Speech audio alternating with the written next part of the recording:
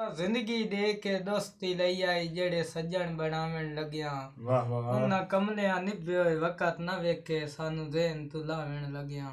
ते कुछ जख्म ता ताले बिराए वजनन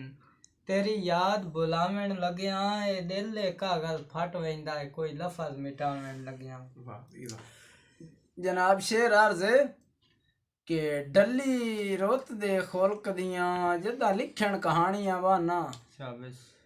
उदा अपने आप विचों आप दियां ते कुछ ढूढ़ निशानियां बाना लग बाना लालचे दो तस्वीरां चा जदन पुरानियां बाना सिरू ला के पग बाई वालियां दी अखी पूज निमानियां बाना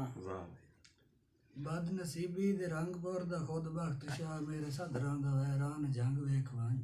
वक्त कट के तमाशाई दे रूप विच मौत ते जिंदगी दी जंग वेख वंज मेरे माड़ियां ते महल्लां दा वासी मेरे बूहे दे जंदरे दी जंग वेख वंज जेड़ी ढह पई है जो बंदी वीणी उत्ते टोटे टोटे सुरखां दी भंग वेख वंज। शाबाश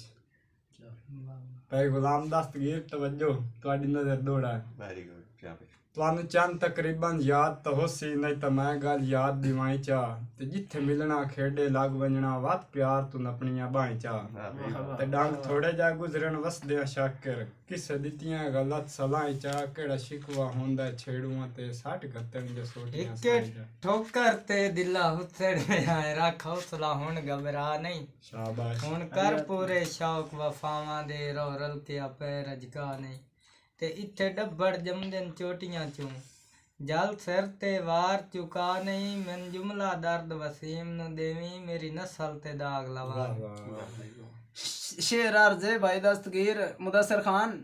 तवज्जो के आंदा खुद है प्यार दे रस्तियां ते सानू समझ भी प्यार दी काई नाई हासे अपनी नींदरे सैवेंदे गल सोच विचार दी काई नाई ते जेड़ी अज ला गर्जी करवाना है होंदी ए सरकार दी काई नाई मैं नजमी तू ना जट विसदा तैनू फजर दुपहर दी काई नाई।